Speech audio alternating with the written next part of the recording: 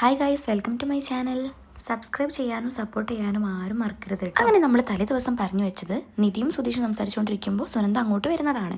അങ്ങനെ സുനന്ദയും നിധിയും അങ്ങോട്ടും ഇങ്ങോട്ടും ഓരോന്ന് സംസാരിക്കുന്നുണ്ട്. സുനന്ദ കാരണം സുഭാഷ് ഏട്ടനെയും ബാക്കിയുള്ളവരെയൊക്കെ പോലീസ് കൊണ്ടുപോയതിനെ പറ്റിയൊക്കെയാണ് അങ്ങോട്ടും ഇങ്ങോട്ടും പറയുന്നത്. നിധിക്കാണെങ്കിൽ നല്ല ദേഷ്യം വരുന്നുണ്ട് അവൾ ഇങ്ങോട്ട് വന്നതിൽ. അന്ന് അവൾ വന്നപ്പോഴാണല്ലോ പ്രശ്നമൊക്കെ ഉണ്ടായത്. എന്നിട്ട് നിധി പറയുകയാണ്, ഞാൻ നിന്നെ കുറ്റപ്പെടുത്തില്ല, നീ ഒരു തീരുമാനം എടുക്കണം. നീ ഇങ്ങോട്ട് വരുന്നതുകൊണ്ട് ആർക്കും ഒരു പ്രയോജനമില്ല. ഒന്നുകിൽ നീ വീട്ടുകാരെ എതിർത്ത് നിൽക്കണം, എന്നിട്ട് സുഭാഷ് ഏട്ടനെ കെട്ടണം.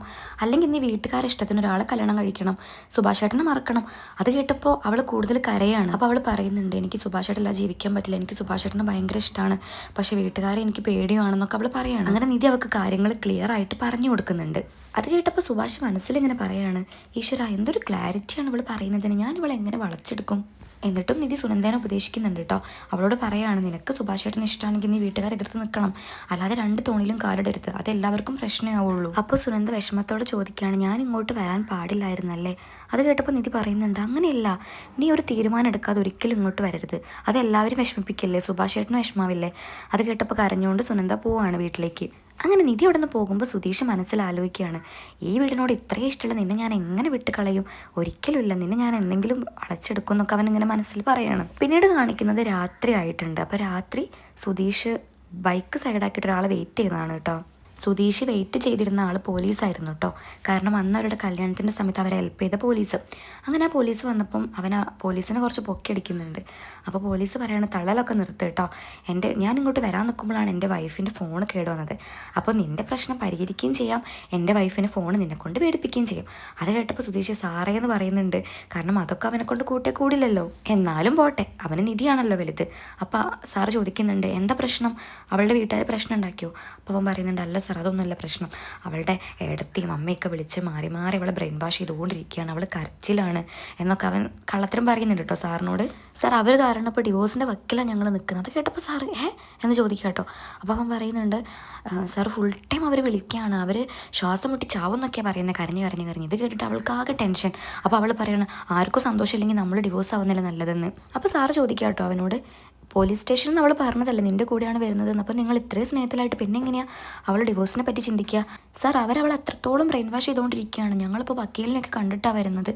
അത് കേട്ടപ്പോൾ സാർ ഒന്ന് ഷോക്കായിട്ട് പറയുന്നുണ്ട്, അപ്പോൾ ഞാൻ എന്താ ചെയ്യേണ്ടത് സാർ, ഒന്ന് അവളെ വിളിച്ചിട്ട് പറയണം, പോലീസ് സ്റ്റേഷനിൽ നടത്തിയ കല്യാണം ആയതുകൊണ്ട് ഡിവോഴ്സ് പെട്ടെന്ന് തരാൻ പറ്റില്ല എന്നൊന്ന് പറയണം.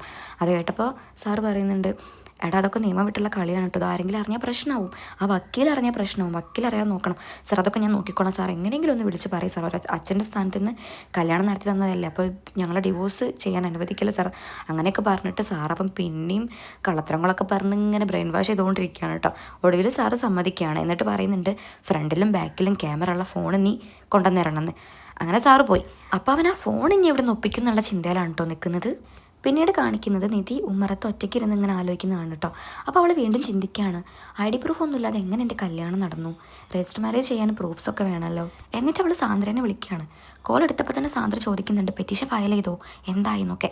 അപ്പോൾ അവൾ പറയുന്നുണ്ട്, ഇടത്തേന് ID പ്രൂഫൊക്കെ വേണം, എൻ്റെ കയ്യിലൊന്നുമില്ല, എന്താ ഇപ്പോൾ ചെയ്യുക, ഫോണിലുണ്ടായിരുന്നു അത് പോവുകയും ചെയ്തു, നമ്പർ എങ്ങനെയെങ്കിലും കിട്ടി എനിക്ക് ആധാർ എടുക്കായിരുന്നു, ഇടത്ത് എങ്ങനെയെങ്കിലും ഒപ്പിച്ചേരാൻ പറ്റുമോ, അവിടെ ഞാൻ കോപ്പി വെച്ചിട്ടുണ്ട്, അപ്പോൾ അതെങ്ങനെയെങ്കിലും എടുത്ത് ഒപ്പിക്കാൻ പറ്റുമോ. അപ്പോൾ അവൾ പറയുന്നുണ്ട്, ഞാൻ നോക്കാം നിധി. എന്നിട്ട് പറയുകയാണ്, താഴെ അരുണേട്ടനുണ്ട്, എപ്പോഴാണ് കയറി വരാമെന്നറിയില്ല, എന്നാൽ ഞാൻ കോൾ വെക്കട്ടെ, നീ പെട്ടെന്ന് തന്നെ എല്ലാം ചെയ്യാൻ നോക്കിട്ടോ എന്ന് പറഞ്ഞിട്ട് കോൾ വെക്കുകയാണ്. എന്നിട്ട് നിധി പിന്നെ ഇതിനെപ്പറ്റി വീണ്ടും സെർച്ച് ചെയ്യുന്നുണ്ട് ഗൂഗിളിൽ. അപ്പോഴേക്ക് സുഭാഷേട്ടൻ അങ്ങോട്ട് വരുന്നുണ്ട്. അപ്പോൾ സുഭാഷേട്ടൻ ചോദിക്കുന്നുണ്ട്, മോൾ എന്താ ഒറ്റയ്ക്ക് നിൽക്കുന്നത്, അപ്പോൾ അവൾ ഒന്നുമില്ല എന്ന് പറയുന്നുണ്ട്. അപ്പോൾ സുഭാഷേട്ടൻ ചിരിച്ചിട്ട് പോകാൻ നിൽക്കുമ്പോൾ അവൾ സുഭാഷേട്ടനെ വിളിക്കുകയാണ്. എന്നിട്ട് ചോദിക്കുന്നുണ്ട്, സുഭാഷേട്ടാ ഒരു മാരേജ് രജിസ്റ്റർ ചെയ്യാൻ എന്തൊക്കെ കോപ്പീസ് വേണം. അപ്പോൾ സുഭാഷേട്ടൻ പറയുന്നുണ്ട്, നമ്മുടെ സ്കൂൾ പ്രൂഫോ അല്ലെങ്കിൽ ആധാർ കാർഡോ അങ്ങനെ എന്തെങ്കിലുമൊക്കെ വേണം. അപ്പോൾ അവൾ പറയുന്നുണ്ട്, വേണമല്ലേ, പക്ഷേ എൻ്റെ മാരേജ് ചെയ്തപ്പോൾ അതൊന്നും ചോദിച്ചില്ല. അത് ശരിയാണല്ലോ, നിങ്ങളത് പോലീസ് നടത്തിയ കല്യാണമല്ലേ, എന്താണെങ്കിലും ID പ്രൂഫ്സ് വേണമല്ലോ, സുധീഷിനോട് ചോദിച്ചില്ലേ. അപ്പോൾ അവൾ പറയുകയാണ്, സുധീഷ് കൊടുത്തു, പക്ഷേ എൻ്റെ അടുത്ത് ആരും ചോദിച്ചിട്ടൊന്നുമില്ല, ഞാനൊന്നും കൊടുത്തിട്ടുമില്ല, എനിക്കിപ്പോൾ അതാണ് സംശയം, ID പ്രൂഫ് ഒന്നും ഇല്ലാണ്ട് ഞങ്ങളെ മാരേജ് എങ്ങനെ രജിസ്റ്ററായി. അപ്പോൾ സുഭാഷ് ചോദിക്കുകയാണ്, അല്ല എന്താ ഇപ്പോൾ ഇതൊക്കെ ആലോചിക്കാൻ. അപ്പോൾ അവൾ പറയുന്നുണ്ട്, അല്ല വെറുതെ ആലോചിച്ചതായിട്ടാന്ന് പറയുന്നുണ്ട്. അങ്ങനെ സുഭാഷ് ഏട്ടാ അവിടെ നിന്ന് പോവാണ്. പിന്നീട് കാണിക്കുന്നത് രാവിലെ നിധി കുളിച്ച് വരുമ്പോൾ അവൾ ഹാളിൽ നോക്കണം. അപ്പോൾ അവിടെ ആരുമില്ല, എല്ലാവരും എണീറ്റിട്ടുണ്ട്. അപ്പോൾ അവൾ സുഭാഷ് ഏട്ടനോട് ചോദിക്കുന്നുണ്ട്, അല്ല അവരൊക്കെ ഇവിടെ. അപ്പോൾ സുഭാഷ് ഏട്ടൻ പറയുന്നുണ്ട്, നിധി കുളിക്കാൻ പോയപ്പോൾ തന്നെ അവരെല്ലാവരും കിണറ്റുകാരെ പോയിട്ട് പലതേപ്പും കുളിയൊക്കെയാണ്. അപ്പോൾ അവൾ പറയുന്നുണ്ട്, ഞാൻ പറഞ്ഞില്ലേ ഇനി ഇതൊക്കെ ഒരു റൂട്ടീനാകും, 7 മണിക്ക് മുന്നേ അവരെല്ലാവരും എണീക്കുകയും ചെയ്യും. അപ്പോൾ സുഭാഷ് ഏട്ടൻ ഞാൻ ചായ ഇട്ടിട്ട് വരാമെന്ന് പറഞ്ഞിട്ട് പോവാട്ടോ അകത്തേക്ക്. അത് കഴിഞ്ഞപ്പോൾ അരീഷ് വരുന്നുണ്ട്.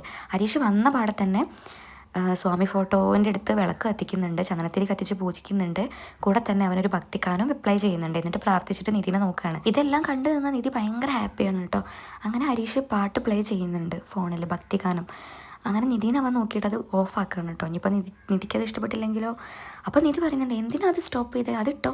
അപ്പോൾ അവൻ ഹാപ്പി ആയിട്ട് അത് വീണ്ടും പ്ലേ ചെയ്യുന്നുണ്ട് കേട്ടോ. പിന്നെ രണ്ടുപേരും കൂടെ പ്രാർത്ഥിക്കുന്നുണ്ട്. അങ്ങനെ ഹരീഷ് റൂമിലേക്ക് പോയി. അങ്ങനെ അവൾ പ്രാർത്ഥിച്ചിട്ട് വരുമ്പോഴേക്കും സുഭാഷായിട്ട് അവൾക്ക് ചായ കൊണ്ടു കൊടുക്കുന്നുണ്ട്. എന്നിട്ട് പറയുന്നുണ്ട് ഞാൻ പോയിട്ട് ഇഡലിക്ക് മാവ് തയ്യാറാക്കട്ടെ എന്ന്. അങ്ങനെ അവൾ ചായയും കൊണ്ട് സിറ്റ് ഔട്ടിലേക്ക് പോയി ചായ കുടിച്ചിട്ട് അവിടെ അങ്ങനെ ഇരിക്കുമ്പോഴാണ് നമ്മുടെ സുധീഷ് വരുന്നത്. അങ്ങനെ മുറ്റമൊക്കെ വൃത്തിയായി നിൽക്കുന്ന കണ്ടപ്പോൾ അവൾ സുധീഷിനോട് ചോദിക്കുന്നുണ്ട് മുറ്റം ആരടിച്ചു വാരി. അപ്പോൾ അവൻ പറയുന്നുണ്ട് ഞാനാ. ഓ അങ്ങനെയാണെങ്കിൽ നീറ്റായിട്ടുണ്ട് കേട്ടോ, ക്ലീൻ ആയിട്ടുണ്ട്. അപ്പോൾ അവൻ താങ്ക് യു എന്നൊക്കെ പറഞ്ഞ് അവൻ ഓരോന്നും തള്ളി മറിക്കുക. അപ്പോൾ അവൾ പറയുന്നുണ്ട് ഓ മതി തള്ളി മറിച്ചത്. അപ്പോഴാണ് നികേഷ് പറയുന്നത് ആ താങ്ക്സ് എനിക്ക് തരണം കേട്ടോ, ഞാനാണ് ഇവിടെ ക്ലീൻ ആക്കിയത്. ഈ സുധീഷേട്ടൻ കള്ളം പറയാം. അത് കേട്ടപ്പോൾ നിധിക്ക് ദേഷ്യം വന്നപ്പോൾ നിധി സുധീഷിനോട് പറയണ്ടോ ഇതിലും കള്ളം. അപ്പോഴേക്കും അവൻ ചമ്മി നാറിയിട്ട് അകത്തേക്ക് ഓടി പോവാട്ടോ. അപ്പോൾ നികേഷിനോട് നിധി ചോദിക്കുന്നുണ്ട് എന്താടാ നിൻ്റെ ഏട്ടൻ ഇങ്ങനെ. അപ്പോൾ സുഭാഷ് ഏട്ടൻ പുറത്തേക്ക് വരുന്നുണ്ട്. അപ്പോൾ നികേഷ് ചോദിക്കുന്നുണ്ട് സുഭാഷ് ഏട്ടൻ അലക്കാൻ പോവാണോ എന്ന്. ആടാ ഞാൻ അലക്കാൻ പോവാ. അപ്പോൾ നികേഷ് പറയുന്നുണ്ട് എൻ്റെ ഞാൻ അലക്കിയിട്ടോ എന്ന്. അപ്പം സുധീഷ് ഓടി വന്നിട്ട് സുഭാഷ് ഏട്ടൻ ഇതോടെ ഒന്ന് അലക്കിയേക്കുന്നു. അത് കേട്ടപ്പോൾ നിധിക്ക് ദേഷ്യം വന്നിട്ട് നിധി പറയുന്നുണ്ട് എന്താ ഇത്, നിങ്ങൾക്ക് വേണ്ടിയിട്ട് സുഭാഷ് ഏട്ടൻ ഇവിടെ ലോണ്ടറി സർവീസ് നടത്തുന്നുണ്ടോ? ഇല്ലല്ലോ. അപ്പോൾ സ്വന്തമായിട്ട് തിരുമ്പിയാൽ എന്താ? ചെറുപ്പം തൊട്ടേ സുഭാഷ് ഏട്ടൻ എല്ലാം ചെയ്തു വെച്ചിട്ട് മുതലാക്കാൻ പാടുണ്ടോ? അത് കേട്ടപ്പോൾ സുധീഷ് പറയുന്നുണ്ട് എനിക്ക് സോപ്പ് അലർജിയാണ്. അപ്പോൾ അവൾ പറയുന്നുണ്ട് ഓ അത് എപ്പോഴും അലക്കി കഴിഞ്ഞാൽ ശരിയായിക്കോളും. അപ്പോൾ ഭാസ്കരൻ അങ്ങോട്ട് വന്നിട്ട് ഉമ്മറത്ത് നിന്ന് പുറത്തേക്ക് തുപ്പുന്നുണ്ട്. അപ്പോൾ നികേഷ് പറയണം എന്താണച്ചാ ഒന്ന് ശ്രദ്ധിച്ച് തുപ്പിക്കൂടെ. അത് കേട്ടപ്പോൾ ഭാസ്കരൻ പറയുന്നത് നിനക്കെന്താണ് അത് എൻ്റെ വീട്, എവിടെ തുപ്പണമെന്ന് ഞാൻ വിചാരിക്കും. അപ്പോൾ അത് കേട്ടപ്പോൾ നിധി പറയുന്നുണ്ട് അത് പറ്റില്ല, ഇനി അങ്ങനെയൊന്നും പറ്റില്ല, ഈ റൂൾസൊക്കെ അച്ഛനും ബാധകം. അപ്പോൾ ഭാസ്കറിന് ദേഷ്യം വന്നിട്ട് പറയുന്നുണ്ട് നീ ഓൾറെഡി നിൻ്റെ ലിമിറ്റ്സൊക്കെ കടക്കുന്നുണ്ട്. എൻ്റെ ഭാര്യ ഉള്ളപ്പോൾ പോലും എന്നെ ഇതുപോലെ പറഞ്ഞിട്ടില്ല. നീ ആരാ എന്നെ പറയാൻ? എനിക്കിഷ്ടമുള്ള പോലെ ഞാൻ ചെയ്യും. തുപ്പരുത്, ബീഡി വലിക്കരുത്, എന്തൊക്കെയാണ്. അത് കേട്ടപ്പോൾ അവൾ പറയുന്നതൊന്നും പറ്റില്ല, അച്ഛനും ഇതൊക്കെ ബാധകം തന്നെയാണ്. അപ്പോൾ ഈ എപ്പിസോഡ് ഇവിടെ അവസാനിക്കുകയാണ് കേട്ടോ. അപ്പോൾ അടുത്ത വിശേഷങ്ങൾ അറിയാനായിട്ട് എൻ്റെ ചാനൽ സബ്സ്ക്രൈബ് ചെയ്യാൻ മറക്കരുതേ. Okay bye, thank